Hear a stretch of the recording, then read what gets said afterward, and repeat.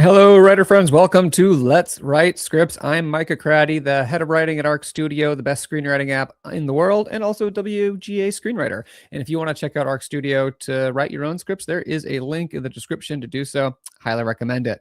Today on Let's Write Scripts, we are going to be doing 3 timed writing sprints where you can just work on your script or whatever other creative project you're here working on. Sometimes we got folks working on novels or some other things, but we focus on scripts. So we'll be doing 3 timed writing sprints where you can work on those, just like lock in, focus, get some work done. And then in the breaks between the sprints, we'll be talking about screenwriting. I'll be answering questions about screenwriting. It's going to be a pretty great time. But before we get into it, I want to know, where are you and what are you writing today? Love seeing people from all over the world tuning into Let's Write Scripts on every continent, except still searching for the Antarctic writer to join in. But all the other continents usually get covered. So love to see everyone from around the world. Let me know where you are and what are you writing today? What kind of project are you writing today? Are you working on a feature? Are you working on a short film? Are you working on a pilot? Or maybe, again, some other creative project. Are you working on a novel or poetry or essays? Or sometimes we got just folks who are doing their day jobs or, working on something for school and they want a little creative company. And I feel you, if you're working on a spreadsheet or something like that, and it's a little dry, you are welcome here at Let's Write Scripts. And then, of course, we always have our discussion question to get the screenwriting gears, the creative gears working, the juices flowing.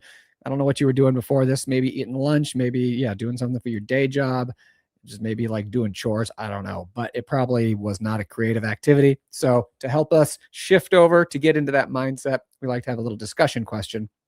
And today's discussion question is, how do you structure a scene? It's been a minute since we've talked about scene structure, and I think it's a good thing to review. People often think about structure in terms of story structure or the structure of their entire script, but scenes also have structure.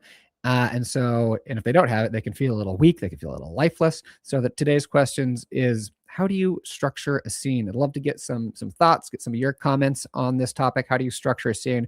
And then I'll chime in with a few thoughts of my own. So get in the chat. Let me know, where are you? What are you writing today? And if you want to put forth some thoughts about scene structure, maybe you have some thoughts of your own. Maybe you remember from when we talked about this a little bit, maybe like a year ago. I feel like we talked about scene structure. We probably, talked about it a little along the way, but we haven't directly addressed the subject in a while. So how do you structure a scene? And of course, if you are feeling it, please like this video, hit subscribe, turn on all notifications. You can leave a comment if you want. I mean, I love it in the chat, but if you want to leave a comment like, this is so cool, I love this, wow, positive things of that nature, I'm not going to stop you. But yeah, and then of course, during the second break, I'll show the sandwich of the week. If you're new and you're wondering what is the sandwich of the week, you are going to have to wait till the second break, because if I show it too early, you'll get hungry and you'll get distracted, and then that's just not conducive to creativity. So where are you? What are you writing today? And how do you structure a scene? Loving seeing everybody in the chat, seeing Nexus Studios, seeing Cash in Arkansas working on episode 2 of his series while waiting for notes on his first. Cool. 10-foot alien. That's a rather large alien, or actually that could be a small alien. I don't know what the average size of extraterrestrials are, but glad you're here in Sacramento, in California, but just a little up the state from me. Shoko from Ireland, and what, you're working on a feature. Fantastic. Is this your first time? If so, welcome. Shok from Ireland. Today, answer today's question. Every character enters a scene with a goal. They either achieve it or they don't. If they do, how? If they don't, why? I love that. Yes, that is a great way to think about scene structure, through the character's motivation, through what they're trying to accomplish in it. I want to talk a little bit more about that later, but I love that answer. Nagara Babayeva from Poland, editing your novel. Fantastic. Glad you're here. Juno in Massachusetts is always working on your book. Psyched to get some writing done. Paula, just saying hi. Hello back. Tessa in Studio City working on a beat sheet. Oh my gosh. Aochiro? God, I don't know how to say it. Ventura just finished your first feature screenplay. Congrats. That's like a great feeling of accomplishment. No Shrinking Violence Productions in Brooklyn, using this time as anti-procrastination to work on my application for a summer film intensive. I think that's fantastic. Have you heard of this thing where it's like people have these things called like scary hours?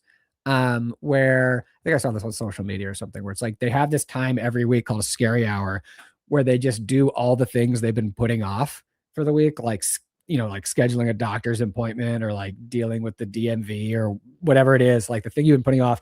You just have like 1 hour a week where you do it all. So this is what I'm picturing is just like your scary hour, the thing you just sort of like haven't wanted to dealt with. You're doing it today. So that's great.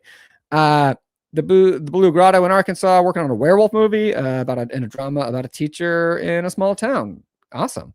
Perhaps you could combine those and have a werewolf movie about a drama teacher in a small town. Diamond in LA, finally moving from outlining your script to script on your half hour. Good luck getting. That's great. Well, we're talking about scene structure today, so like getting into your scenes. That's a great topic. Nexus is going to answer the questions. In Britain, we'll be jumping around projects mainly focused on the series, finish the first draft of film structure. I smosh ideas together and pray it works.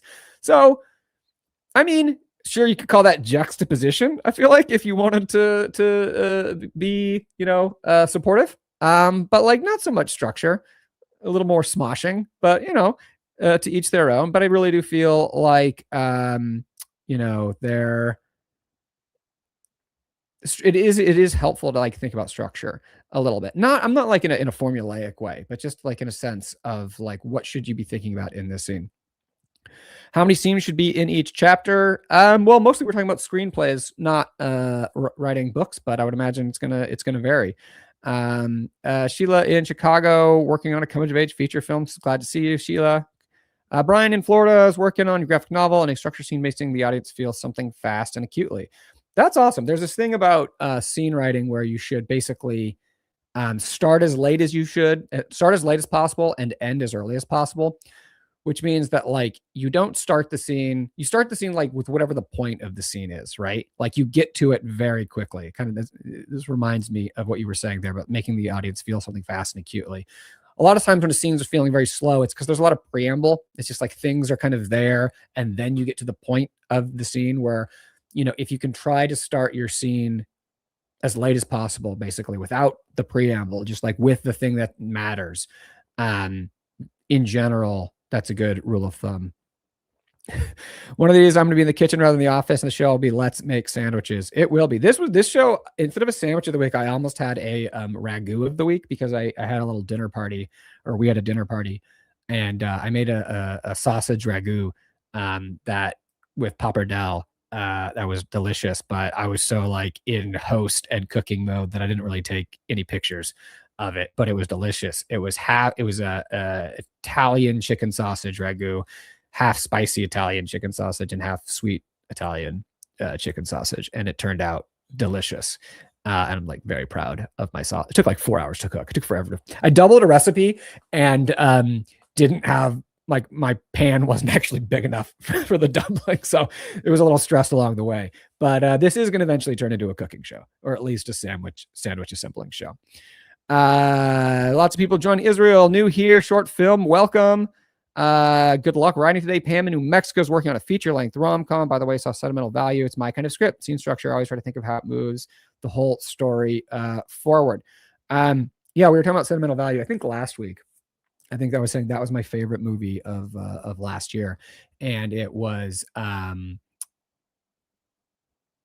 one of the most emotional, like cinematic experiences, because I went to it by myself in the movie theater, just like sitting alone in a dark room and like seeing this movie about like kind of a messed up family and art and all these things. And it was just like this beautiful experience. And it's just, I know it's great. Just like seeing a movie that like the stakes feel kind of very small, in terms of like life or death situations, but like for the individuals, it feels like life and death, which is always a great thing to say about stakes, is that like the stakes don't have to be life and death. Like some of the most moving stuff doesn't have to be life and death, but like it feels like life and death to the characters. Like in Sentimental Value, I thought was great. Yeah. Juno, I think of scenes as micro stories that need a lot of the same components as the overall story structure.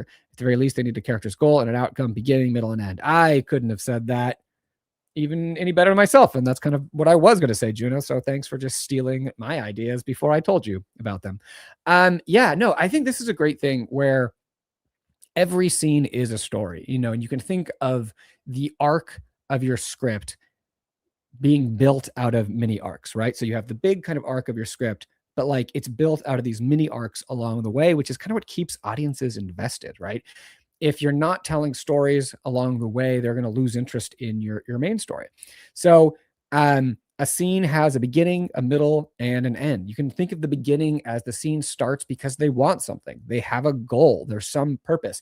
The goal doesn't have to be like in every scene to, save the world or stop the nuclear bomb or, rob the bank or something. Sometimes the goal can be something emotional. They want to be loved or comforted, or they want to, hurt somebody, like it depends on what you're working on. But then oftentimes the middle of it is them trying to accomplish it. It's the meat of the scene. It's the what, it's like your act two. It's like them trying to do the thing. So you have the scene that has a beginning where they want something. They have a middle where they're trying to get it, and an end where they kind of succeed or they fail. And oftentimes they succeed or fail in a surprising way. And one thing I would kind of throw into that also is that it propels the story forward, right? The scene ends in such a way that the character or the story is propelled forward. Some new information, some new twist, some new feeling, some new emotion, some ingredient is being added, some propulsive ingredient to push the story forward. Paul is working on the slides for creativity workshop she's hosting. Oh, cool. And editing your first feature. Fantastic. That's true. So I did say that chapters aren't, there are some chapters you can have in a movie. I mean, you can like really break up anything any way you want, but in terms of like scenes per chapter, that's generally something you think of for a book. The ragu would be a good night version of Let's Write Scripts. That's true. Yeah. Instead of like a sandwich of the week for like the 1 p.m. version, it could be like the 7 or 8 p.m. version of Let's Write Scripts. Like Let's Write Scripts at night, or like Let's Write Scripts after dark, with like a ragu of the week. Paula from Nova, so glad you're here. One scene should lead into the next scene that we see that particular character. Well, I mean, it depends. Scenes can like move forward in different ways. Like you can have scenes that are propulsive, but doesn't necessarily follow the next character. Like it can move, kind of thematically, or like, for instance, this is just off like the top of my head. You can have a scene that like talks about something that's going to happen with another character, and then we go to see that character, and the story thread carries on. So I mean, it doesn't necessarily have to, every scene has to then just like that character, the next scene, etc. Like it's just basically it's pushing your story forward in some way, and oftentimes it's not linear, one character following them each time. Oftentimes it can be an unexpected turn or moving somewhere else. But like having that momentum is really important. I mean, like even if we skip forward a bit, the next time we see the character, it should pick up from what they were doing. I mean, in general, yeah, I see what you're saying. Yeah, I mean, I think that's a good general rule of thumb. I think you can also do things with time, that aren't necessarily as linear. For instance, you could see a scene where something's happened, and then there could be a massive time jump between the next time we see them, and lots of things could happen in between. So there's a lot of things you can do with, but like thematically and like emotionally, I think, yes, there's going to be a through line between, but it doesn't necessarily have to be, I guess what I'm saying, like a plot progression or like a time progression where it's kind of immediately picking up of what just happened, but it's more on, like an emotional level that happens. Awesome. I'm so glad to see everyone here and like get the energy boost of chatting with you guys about this stuff. It's like I'm not an afternoon person in general in my writing. Like I'm actually a morning person, or sometimes late afternoon, evening person. Like this is historically my worst writing time, but there's like the magic of Let's Write Scripts is that I get so like just like juiced up with creative energy, creative juices, like chat with you guys, that like I generally have a pretty good writing session here in the afternoon. So we're going to transition now into our first writing sprint. So if you're new, the way this is going to work is that I am going to shrink itty bitty Micah over into the corner, and I'm going to mute myself. I'm going to play some kind of groovy, funky music just to like get you in the writing mood. And a big timer is going to be up on screen, and it's going to count down. And I would say that the first sprint is the kind of the warm-up sprint. It's 15 minutes. It's not too onerous, not too big of a burden. And like, we lower the bar. That's the motto of the first writing sprint, is lower the bar. And oftentimes in the first writing sprint, you're doing some free writing. Maybe you're reading back over where you were before, especially if it's been a second since you've looked, at your project, and really just trying to get yourself in that creative space. Or if you're like ready to go, I mean, just launch into it, do whatever you're feeling, but don't feel too much pressure on the first sprint. So we'll do 15 minutes on the clock, gonna get in the zone. And then afterwards, we'll chat a little more. We'll take a break. I'll answer some questions if you guys have any. Yeah, we'll see how the writing went. And then we'll do some more writing. So it's going to be pretty chill. It's going to be pretty fun, maybe informative. But it's a time for you. It's a time for you and your creative energies to exercise those creative muscles. And you should be proud of yourselves even just for showing up. It's so hard in the world, it is, to make time for your creativity, for your writing, for your artistic ambitions. And so I'm so excited you guys are all here today. So I think without any more preamble, we're going to get into the first writing sprint. So it'll be 15 minutes on the clock.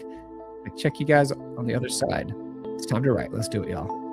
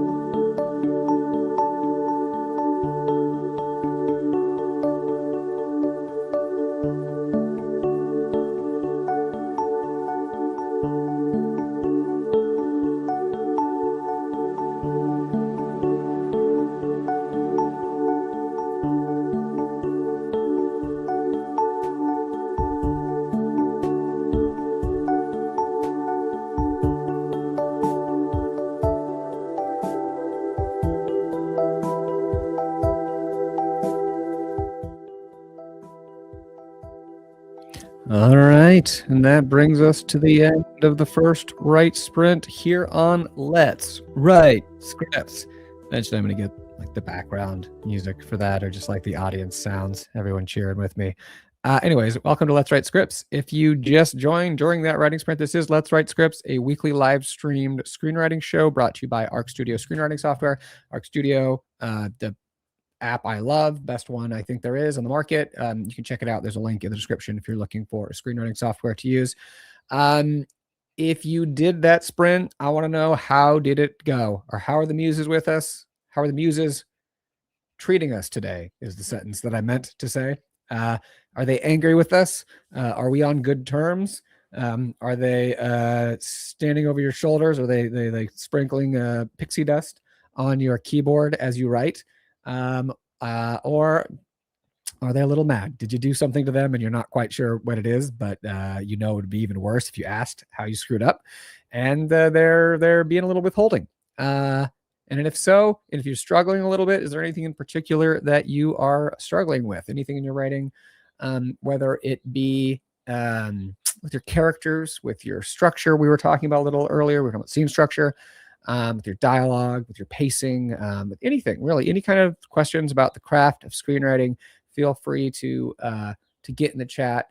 It could be a question related to what we were talking earlier about scene structure, or anything else. Let me know how it's going, what you're struggling with. That was good for me.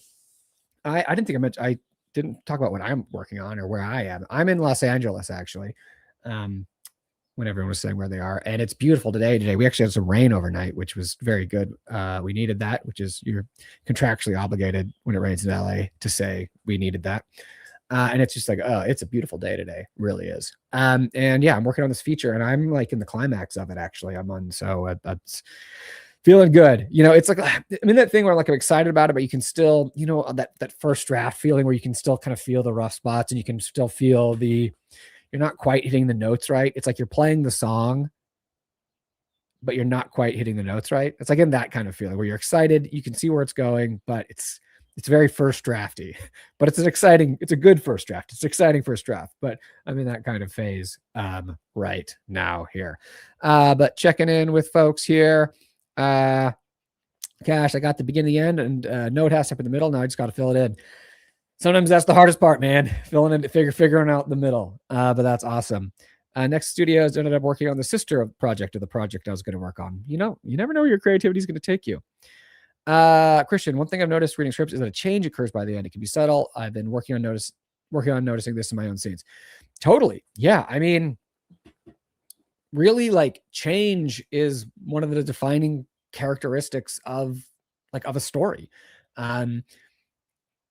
And the change can sort of happen in different directions. There's sort of like in the classic sense of storytelling, your hero ends up sort of back where they were, but changed by the experience, right? And they're not the same. But sometimes it's also the world is not the same in some way, or the way that they see the world is not the same, or the way that the world sees them is not the same.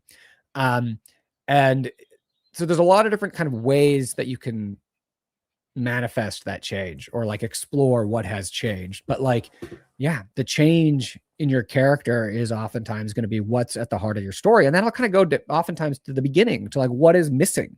What do they need? What problem do they have to solve? Like internally, what is it? And dealing with that issue is a good metric kind of to think about for your ending. But on the scene level, there's also changes. Like it's going to be much smaller, like oftentimes a character isn't going to change that much, but like if nothing's changing in a scene, if everything's the exact same, especially multiple scenes in a row, because sometimes a sequence can act kind of as one unit of storytelling, one beat. But if you have multiple scenes, where nothing's changing, then you should really look at like, what is it? What is the point of the scene? Why is the scene there? For Kiwi, the muses are elusive today, but probably because they're distracted by the beautiful weather we're having. I mean, look, if a muse can't enjoy beautiful weather, like who can? I mean, that's all they got. That's what they want to do. Muses are feeling playful this April Fool's Day, but alive nonetheless. Yeah, happy April Fool's Day. I think I fell for one thing kind of on Instagram briefly when I first woke up. but I've decided to not try to do any April Fool's stuff. I'm just like not in the mood with you guys. Muses are somewhat sluggish, but getting better. That's what the warm-up sprint's for. Like, I feel like the muses need a warm-up too, right? Like, it's not just us that needs a warm-up. Like, they can't just be musing, inspiring your creativity just like out of nothing. Like, you got to get them warmed up a little bit. I saw your face everyone talks about for the first time this week. Is that a title of something in there? I feel like I'm missing some punctuation or something. Let me know, Cash. What I'm having trouble parsing your sentence. On a wild tangent today, not abiding the rules of good scene structure at the moment. I mean, it's also like, you know, this isn't necessarily a first draft thing. I mean, sometimes you just need to get things down on paper. Brian, sprint went well, clear to the point. Any tips for sticking with the story beats that you planned when the muses go rogue? I keep telling myself I figure it out in editing. That's an interesting question. And I think that's a dilemma that we all face at times. And it's hard to give a blanket answer on it because sometimes the muses are taking you in a different direction, or your mind is taking you in a different direction because it's more exciting. It's better than what you had planned, and you need to leave room for spontaneity. I think for me, where it comes down to is like, how often is that happening? Like, if this is something I'm working on for a while and I keep changing things and I'm not making any progress on it because it's like, you know, the ground keeps moving, then at that point, I would say it becomes an issue. You know, deviations here and there, finding new paths forward, finding unexpected ways forward, that's part of the writing process for me. Like, my finished scripts and my outlines are not, especially if I'm writing something just on spec on my own, where it's just, I'm kind of exploring, you know, like drafts for me are exploratory, you know, in some sense, where I'm figuring out the story as I go. So that's fine. I think the problem comes when you're just constantly changing everything and you're not making any progress, and you're just sort of, and I think that can come down sometimes to just like a confidence issue, where you're just sort of, sometimes you're just a little worried, a little scared maybe about like declaring this is what it is and going for it. And so if you find yourself in the place where you're just kind of going in circles, then I feel like that's when you need to step back, look at your story, figure out if there's some underlying issue that why this isn't working. But like kind of figure it out and then like choose a direction and go for it. That's kind of a lot of different things, but that's what I would say here. Kelly, hey Kelly, joining from Kansas. So glad to see you. Joining late, is busy writing your bio. Oh, cool, fun. Autumn Peak, haven't seen you in a minute. You haven't written in a while. I hope you get some good writing done today. Good to see you again. Oh, I might be missing. Okay, sorry, my face. Yes, gotcha. Yeah, sometimes when I'm on this and I figure something out in my script, my face lights up, I feel like, and you can tell I've figured something out, which is like the weird thing about me writing on camera. I understand what you mean. I think, yes, that's great here. Tamiko, are there any good resources for what to do once you finish a script? Thanks. I mean, this is, you know, obviously the question. I would say you can look at, I did Q&A with the head of the Blacklist, Franklin Leonard, where we talked about this kind of in depth. On this show, try to keep more on craft, because we can just like get lot. We just need like the writing time, and like focusing on the craft. And there are other resources out there for networking and more of that, and, you know, career kind of stuff. But you can check that out. But try to keep it focused on the craft, because this is the time, it's focused time for us to, you know, work on those scripts here. Raise your hand if you have a muse.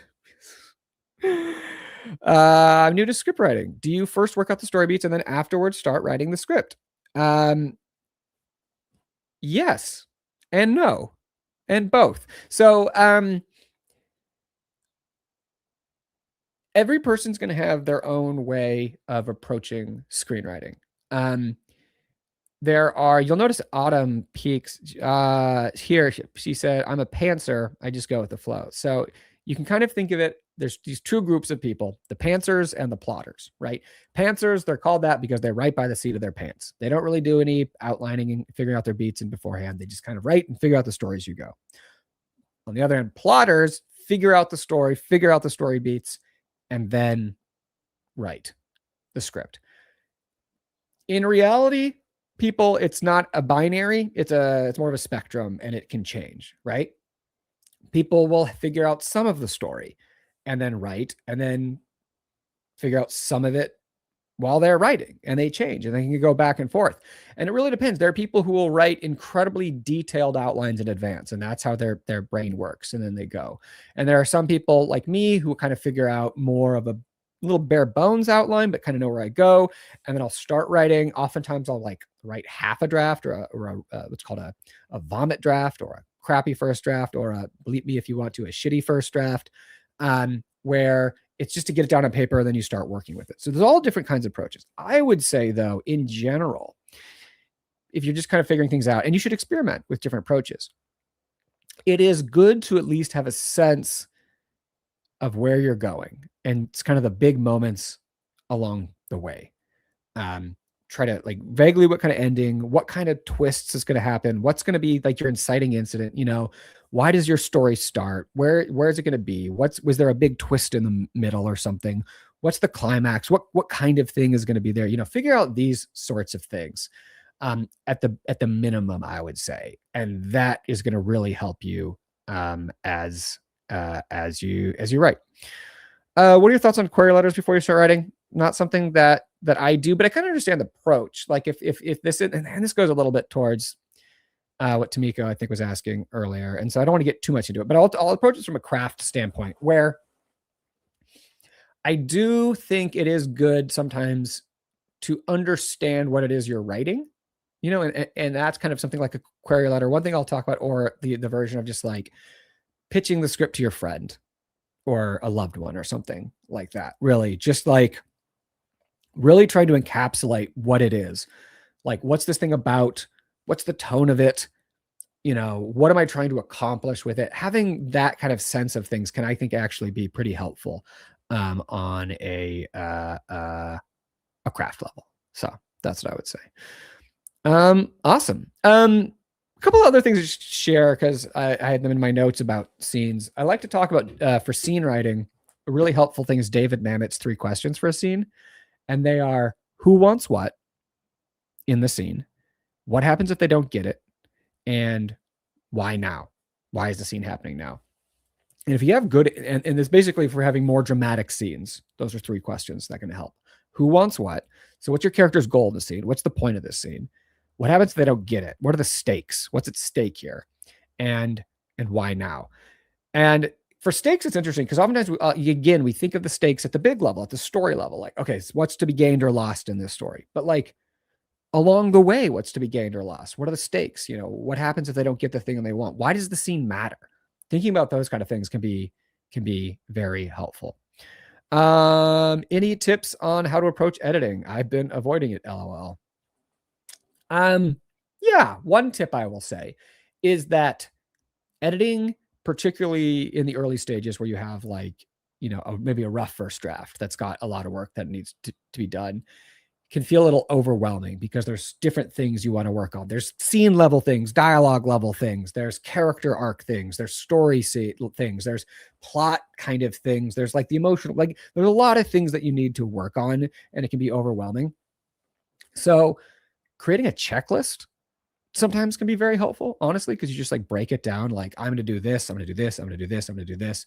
And then we have in our studio in the notes, if you do an open bracket and a closed bracket, you can do a checklist, and then as you go, you check them off, and that can kind of help focus you and make it not so overwhelming as you're. I mean, you can create the checklist any way you want. You can write it by hand or whatever, but honestly, just like being like a game plan, this is what I'm going to do. I'm going to do this. I'm going to work on this. And like starting sometimes with the easier things, starting with the typos that you caught when you read through it, or, the little, small things that you want to change. Sometimes a few dialogue things here, or a scene description thing. Starting small can kind of get you warmed up. And then, you kind of make your way to the bigger things, to the character things, to the story level things. So breaking it up in that way, I think can be helpful. Awesome. All right. Loving the energy today. I think we are now going to move into the second writing sprint, the 25-minute writing sprint, the Goldilocks writing sprint. And yeah, this is generally the one I feel like people find most productive. You're warmed up, but you're not too tired. So that's why I call it the Goldilocks sprint. The music's grooviest. Oh yeah, this is a good thing. Once you are for editing too, reading aloud helps pick up grammar. Yeah. If you read our brains are, especially now with like the internet and social, like we're like skimming machines. We skim information. We don't, read it like in depth and process it oftentimes. So reading it aloud forces you can find things, because like your brain will correct things kind of as you're skimming. So reading it aloud can be very helpful. And like in Arc Studio, we have the table read thing where, you can assign voices and have the app can read your script aloud. All right, cool. Now let's go into the second writing sprint again. 25 minutes on the clock. I'm going to get the music going. And then after this sprint, I'll share the sandwich of the week. We'll chat a little bit more. I'll answer some more questions. It's going to be great. I'm so glad y'all are here today. Yeah. And I hope let's just keep moving. Take advantage of this time. I'm excited to get back into my script, and I hope you are as well. So 25 minutes on the clock, and then I'll see you guys on the other side. Let's go.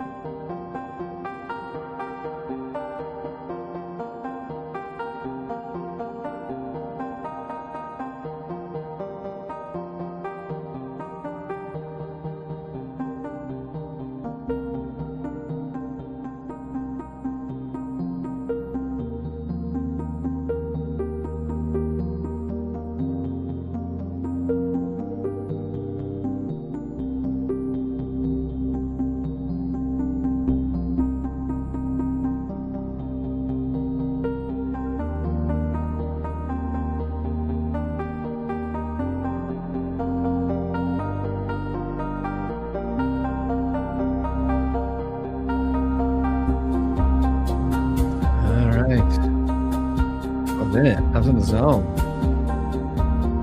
I missed the end. That's good. I always love it. I always want to like pretend to apologize for when I miss the end, but I'm always so happy when I miss the end because I'm in the zone.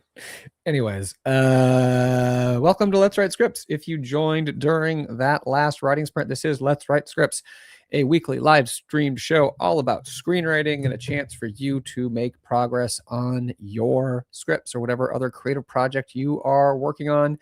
That was our second writing sprint. We're going to do one more. That was the big one, the 25-minute one, the Goldilocks sprint, the middle one. I want to know, did it go well for y'all? If you were struggling or getting a little slow on the first sprint, did things pick up in the second sprint?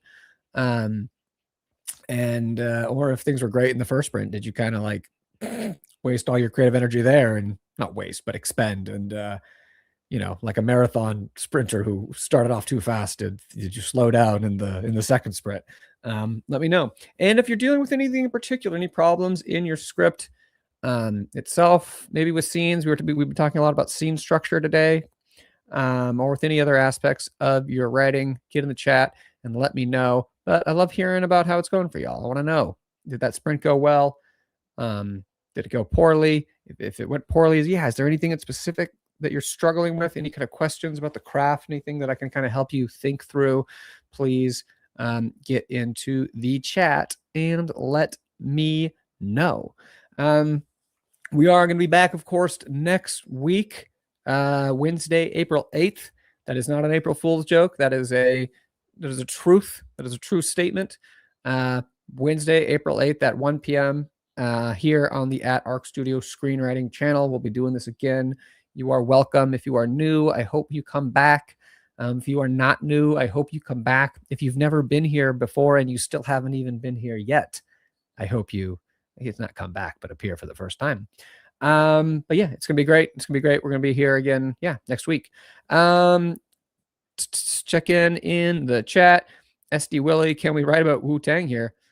This is just a window for you to work on your scripts, whatever your script is about. So if you're writing a screenplay or a short film or a feature or a pilot or anything, or anything about Wu-Tang, then heck yeah, man. Or ma'am. I don't know. I don't want to assume Willie. You could be either. But yeah, definitely. You can do it. Paula has to take off. Gonna miss the sandwich. No worries. See you back next week. All right. That was another beneficial and inspiring writing sprint. Brian, I always love how you just get to the heart of the matter with your reports here. Tessa, and a little emotion, went great, feeling fired up. Well, then won't chat too long. We'll get into that last sprint. You can keep this momentum going. Yeah, that went by fast. Thank you, Muses. It's great. It's funny. It's 25-minute sprint. It's the longest sprint, but it usually feels like it's the shortest one because it's going so fast. Paula, feeling good. Finish the draft of your slides for tomorrow. Start a checklist for editing. Going to start writing down the story beats as I go to help with mapping out larger structure edits. Sounds like you got a plan. That's awesome here. Thoughts on including music into scripts, either original or previously published? Yeah, no, I mean, that's kind of interesting because the main character in my script that I'm working on, he's in a band, like a hardcore punk rock band, and there's sort of like some original lyrics that I put in here. Yeah, I mean, I think it's fine. I think so. You'll see some advice saying like, oh, don't put songs in your script because like you don't have the rights to them. Doesn't mean you can make them. I think I don't think you should worry about that. If it works for your script, then great. The thing you should just know about is like, just because you put it in your script doesn't necessarily mean it would be in the movie, right? Because they do eventually have to get the rights to it. I think where it matters is like, let's say you are writing, like Across the Universe, that Beatles film, right? Where the whole thing is about the Beatles music. If you didn't have the rights to it, then there's no point in writing that script, right? If you're writing like an Elvis biopic, if you're writing something that's like all about one band or something, then it matters whether you have the rights to the music or not. But if it's just like there's a song on the radio, yeah, you can have it in there. It's just because it's like people understand that it might be like kind of a placeholder, but if it's showing the emotion, if it's showing the thing kind of what you want, it's fine. But again, it doesn't necessarily mean that if the movie gets made or the show gets made that you actually would get the rights to that song, because some songs are incredibly expensive. Yeah. Main dance this time helped me find my way through the intertwining vines of my outline and clarifying where my scenes are headed. That sounds great. I also like intertwining vines of your outline. It's very vivid. I like see the story tendrils all coming together. Yeah, I included one of this in my outlines, all music cues or examples, exact song story. You don't have to kind of put that in there. I mean, that can be a note for yourself. I think people kind of know. Yeah. I was reading the script for Little Miss Sunshine, and the song for the dance at the end was originally a Prince song before it came Super Freak. The writer mentions the vibe it should have. Yeah, so I think that's a good point. I'm glad you mentioned that, Gina. That's kind of the important thing there is like, what's the vibe of it, especially if it's like existing music, because that's kind of the thing that you want the reader of your script to take away from it. You know, like the energy of it, the emotion of it. You know, it's a breakup song, and they just have their heart broken, and so they're listening to something angsty and emotional, right? Or they're like getting pumped up, you know, before going out to the club, or they're about to take a big test or play the big game, and they're listening to pump up music. You know, like what's the emotion of it? What's the vibe of it? That's kind of the thing. Yeah. Helpful or something like a certain song. Yeah, but again, I think we was talking about, you know, the idea of like just including the emotion of it, of the vibe. Something like, it kind of depends also on like the style you're writing, like how meta kind of it is you're talking to the audience. You know, if I was doing it, sometimes I'd probably just say the song, but like say like, you know, play blah blah, and then be like, just have a phrase or two about kind of like the emotion about like why, what about that song, you know, is, because it's also you can't guarantee, you can't guarantee that the reader of your script is familiar with that song. I mean, if it's like We Will Rock You or something, then yeah. But like, you know, you don't know the age of the reader, you know, whether this is an older song and maybe it's an intern, younger person who's reading this, or maybe, you know, it's a newer song and this is an older person reading. Like, so having something that like includes what the what of it, the why of it, I think is very helpful. Cool. All right. So now we are going to show the sandwich of the week. And if you're new and you're confused as to like why I'm talking about a sandwich, every week I like to show the best looking sandwich that I made and ate that week. So drum roll, please. And that's just to me. The sandwich of the week is this beauty here. Sandwich creator Micah Cratty, eater Micah Cratty, and the dual threat when it comes to sandwiches. I got this little movie poster vibe going on here. I thought this was a very pretty sandwich. It turned out well. I kind of didn't like, I filmed this inside, just like in the kitchen, but I love this. So what do we got here? We got the black sesame on the crust, which is fantastic. We got the buffalo chicken, given a little zest. We got the pickle. We got the mayo, the mustard, the cheddar. We got the avocado. We got the Italian greens, and yeah, this was just this was a little delightful sandwich here. I mean, not little, it was kind of a little beast of a sandwich, but I think that this one is, I was very happy with the sandwich. This is the sandwich of the week. The buffalo chicken, I like to get that occasionally just to throw a little zest into the sandwich, mostly just like it's turkey sandwiches that I'm making here, but I love it. Thank you. Yeah, no, the composition was great. I got the kind of like wicker basket behind it that turned out well. I thought this poster thing, this template from Canva, just really highlighted it very well. Yeah, thank you. Lovely. Melanie, you gotta love it. You gotta love a sandwich here. Buffalo chicken. It's good. Yeah. Love the poster. It looks delicious as always. Can't wait. Yeah, someday I'm gonna open my sandwich shop. For me to open my sandwich shop, though, I think as I said this before, I have to be very rich. It's like my same thing if I ever like open a sandwich shop or a bar or anything like that. Like most of these places fail and I have no business sense. So I just need to be rich enough where that doesn't have to make any money. So I'll open my sandwich shop when I'm so rich I can just support it myself and like it doesn't actually have to make any money. I think that's the day I'll have a sandwich shop. Thought the basket weave in the back was a new frontier and incredible thick bread. That would be hilarious. Yeah, it's just bread the whole way, just like a foot of bread. Fantastic. Thank you. Yeah, it really came together. It's also interesting because like this template here kind of cropped the edges of it, made it a little narrower, and so just really like focused it on that basket. So I love it. Hobby. Yes, my sandwich shop would be a hobby. Definitely. I would not I would be a very poor sandwich shop owner. It would not make any money. I would just be, well, for one thing, I'd be eating most of the sandwiches, which it's gonna affect the profit margins if I'm like eating all of the product. So that's one strike against it, but I'd have to say. All right.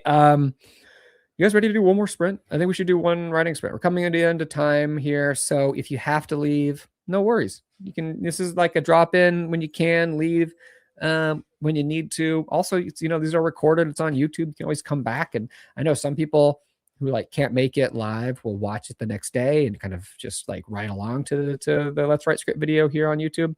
So that's, you know, it's whatever you want to do here. But we're going to do one more sprint. We're going to do 15 more minutes here at the end. Yeah, if you have to leave, say farewell in the chat. Let me know how your writing went. And if you're going to stick around until the very end, we'll say our final farewells. So it's moving here.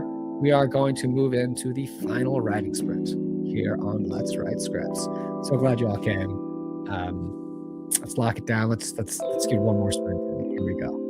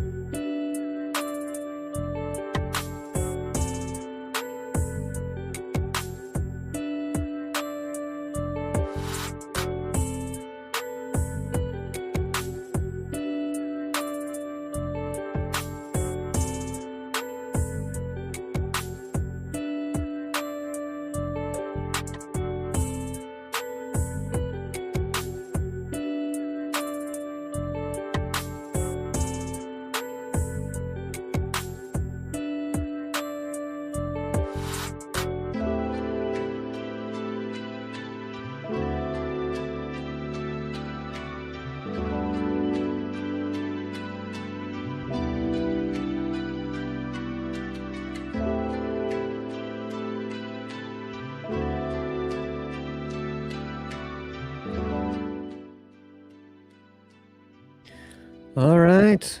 That brings us to the end of Let's Write Scripts for Wednesday, April 1st. A very happy April Fool's Day to all of you.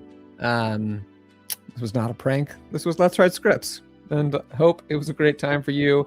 Hope you got some great writing done. Maybe learned a thing or two. Got to exercise your creative muscles. Got to spend some time with fellow creative people. But again, most importantly, had some time to work on your scripts. I hope to see you all back next week. Same time, same place, Wednesday, 1 p.m. Pacific, here on the @Arc Studio Screenwriting channel. Until then, everyone, be kind to yourselves and happy writing. Farewell, my friends. Have a good one.